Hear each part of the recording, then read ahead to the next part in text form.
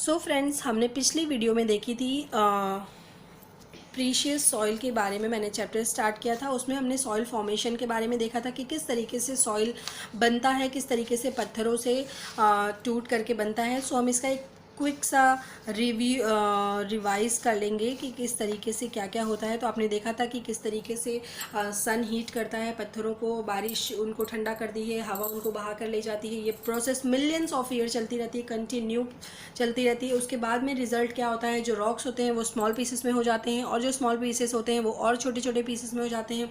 इस तरीके से वो हवा और पानी के बहाव से इधर उधर एक दूसरी जगह ट्रांसफ़र हो जाते हैं, और फिर वो पीसेस एक दूसरे में रब्ड होकर के और छोटे छोटे पार्टिकल्स बना लेते हैं जो कि सॉइल के होते हैं। इसके बारे में हमने पढ़ा था एंड एक एक्टिविटी मैंने बताई थी, तो होपफुली आप लोगों ने वो घर पर करी होगी और आपको चीज़ें समझ में आ गई होंगी। ओके, सो अब हम देख लेते हैं टाइप्स ऑफ सॉइल के बारे में कि टाइप्स ऑफ सॉइल होते क्या है। मिट्टी के प्रकार basically sandy soil, clayey soil and loam are the 3 types of soil.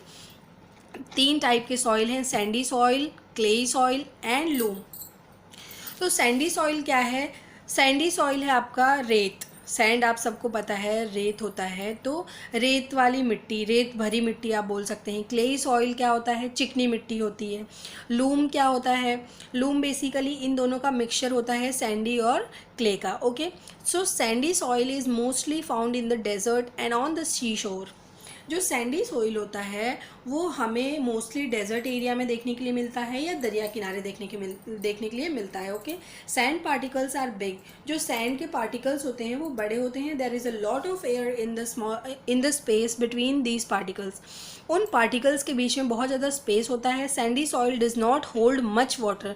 जो सैंडी सॉइल होता है वो पानी को अपने अंदर बहुत ज़्यादा एब्जॉर्व नहीं कर सकता है। जैसे हम लोग देखते हैं कि मिट्टी में अगर आप पानी डालेंगे तो मिट्टी पानी को एब्जॉर्व कर लेगी। ओके, बट ये जो सैंडी सॉइल होता है, जो रेत होती है, वो अपने अंदर पानी को बहुत ज़्यादा एब्जॉर्व नहीं कर पाती है। Okay, clay soil is sticky and is mostly used for making pots and toys. जो क्लेई सॉइल होता है, जैसे कि मैंने आपको बताया, जो चिकनी मिट्टी होती है वो यूज होती है मेकिंग पॉट्स एंड टॉयज़, घड़े बनाने में और टॉयज़ बनाने में उसका यूज़ होता है। Clay particles are very fine. जो क्ले पार्टिकल्स होते हैं वो बहुत ही फाइन होते हैं, मतलब बहुत ही बारीक होते हैं आप कह सकते हैं। There is no space for air between the particles. उनमें कोई भी एयर का स्पेस नहीं होता है उनके पार्टिकल्स के अंदर। This soil can hold a lot of water. जैसे कि मैंने आपको बताया कि मिट्टी पानी अपने अंदर एब्जॉर्व कर लेती है, लेकिन वो भी डिपेंड करता है कैसी मिट्टी है वो। अगर वो सैंडी सॉइल है, मतलब रेत भरी मिट्टी है, तो वो पानी को अपने अंदर होल्ड नहीं करेगी। अगर वो क्लेई सॉइल है तो वो पानी को अपने अंदर एब्जॉर्व कर लेगी। लॉट ऑफ वाटर वो अपने अंदर होल्ड कर सकती है। Okay, so loom is a mixture of sand and clay. जैसे कि मैंने आपको बताया कि लूम जो है वो मिक्सचर है सैंड और क्ले का, रेत और क्ले का दोनों का मिक्सचर है। रेत और चिकनी मिट्टी दोनों का ये मिक्सचर है loom. It can hold both air and water. ये दोनों को होल्ड कर सकती है, एयर को भी होल्ड कर सकती है और वाटर को भी होल्ड कर सकती है। Okay, it has a lot of humus. उसमें बहुत ज़्यादा ह्यूमस होता है। ह्यूमस मैंने आपको बताया क्या होता है, अभी मैंने पिछली वीडियो में आपको बताया है। Loom is the best soil for plants because it contains air, water and humus.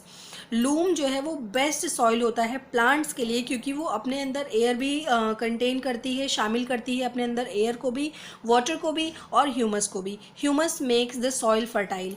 Humus जो होता है वो मिट्टी को उपजाऊ बनाता है। जैसे आपको पता है, मैंने बताया कि ह्यूमस होता क्या है।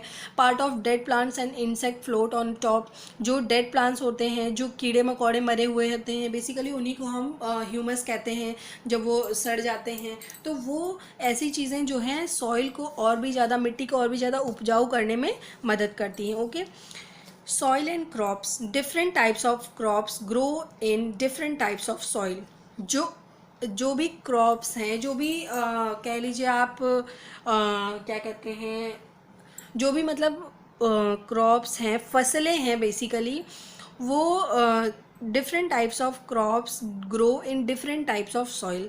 जो भी फसलें हैं वो अलग अलग प्रकार के मिट्टी में उगती हैं। Okay, some need sandy soil while some need clayey soil.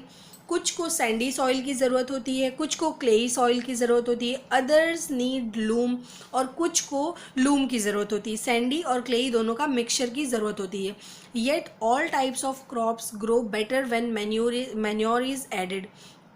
इसके बाद भी जो सारे प्रकार के जो फसल हैं उनको बेटर करने के लिए उसमें मैन्योर ऐड किया जाता है। मैन्योर क्या है? एक प्रकार का खाद है जो कि ऐड किया जाता है मिट्टी में, जिससे मिट्टी और भी ज़्यादा उपजाऊ बने। ओके, तो यहाँ पर बताया गया है कि सभी प्रकार की फसलों के लिए अलग अलग प्रकार की मिट्टी ज़रूरी है। कुछ के लिए सैंडी सॉइल ज़रूरी है, कुछ के लिए क्ले सॉइल ज़रूरी है और कुछ के लिए लूम ज़रूरी है।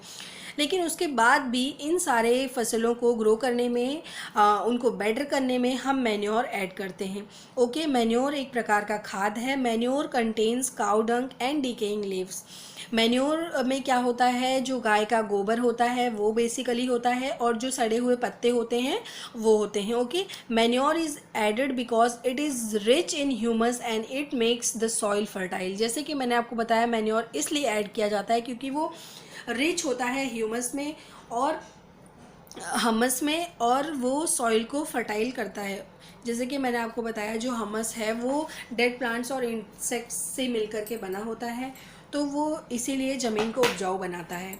ओके, सो इस चैप्टर में सॉइल के बारे में हमने पढ़ा, टाइप्स ऑफ सॉइल पढ़ा, सॉइल फॉर्मेशन पढ़ा। आई होप आपको समझ में आ गया होगा सॉइल के बारे में। सो बस फिर मैं नेक्स्ट वीडियो में आपको नेक्स्ट चैप्टर के बारे में बताऊंगी, living thing and non living के बारे में बताऊंगी।